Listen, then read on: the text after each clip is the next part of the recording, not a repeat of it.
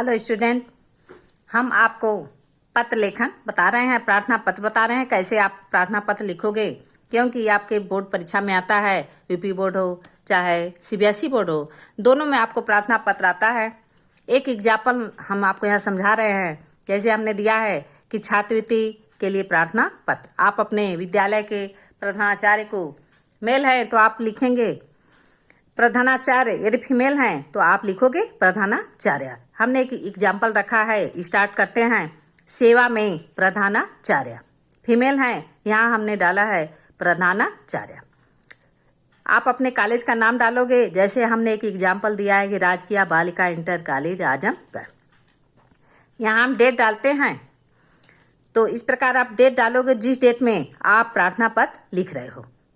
तो हमने डेट यहाँ लगा रखा है।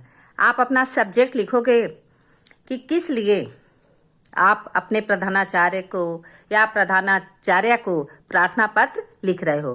तो आपका सब्जेक्ट है छात्रवृत्ति प्रदान करने हेतु, तो आप छात्रवृत्ति के लिए आप प्रार्थना पत्र लिख रहे हो। तो आपने यहाँ सब्जेक्ट लिख दिया कि छात्रवृत्ति के लिए प्रार्थना पत्र। आप यहाँ संबोधन लगाओगे कि महोदय, मेल है तो महोदय या तो महोदया। हमने लिखा है प्रधानाचार्य, इसलिए हमने लिख दिया है कि महोदया।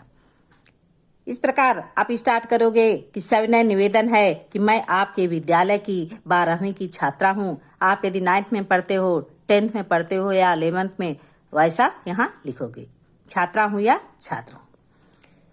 आप अपनी समस्या लिख रहे हो, मेरे पिताजी ऑटो रिक्शा चलाकर पूरे परिवार का पालन पोषण करते हैं। आप अपनी प्रॉब्लम लिखोगे कि क्यों आपको अपने प्रधानाचार्य को या प्रधानाचार्य को प्रार्थना पत्र लिखना पड़ रहा है। तो आप अपनी प्रॉब्लम लिखोगे कि मेरे परिवार में आय का कोई भी स्रोत नहीं है।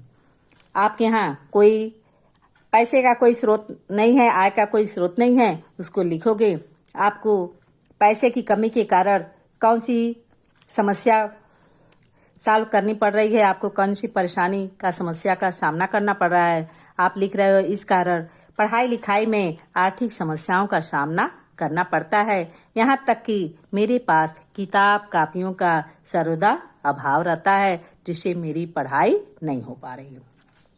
इस प्रकार आप अपनी प्रॉब्लम लिखोगे कि आर्थिक समस्या का हमें सामना करना पड़ता है और हमारे पास कापी किताब का अभाव है, जिससे मेरी पढ़ाई बाधित हो रही है।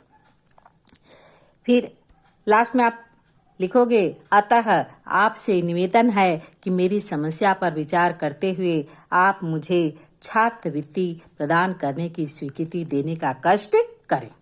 इस प्रकार अपने प्रधानाचार्य को या प्रधानाचार्य को आप लिखोगे कि मेरी जो है समस्या पर आप विचार करते हुए मुझे छात्रवृत्ति प्रदान करने का कष्ट करें। तो यहाँ धन्यवाद लिखने के बाद आप लिखोगे आपकी आज्ञाकारी शिष्या, आप शिष्य हैं तो आप लिखोगे आपका आज्ञाकारी शिष्य, आपका आज्ञाकारी शिष्य। इसके बाद अपना नाम रहेगा, क्रमांक और कक्षा वर्ग लिखोगे। इस वीडियो को बार बार देखो और समझो। Thank you.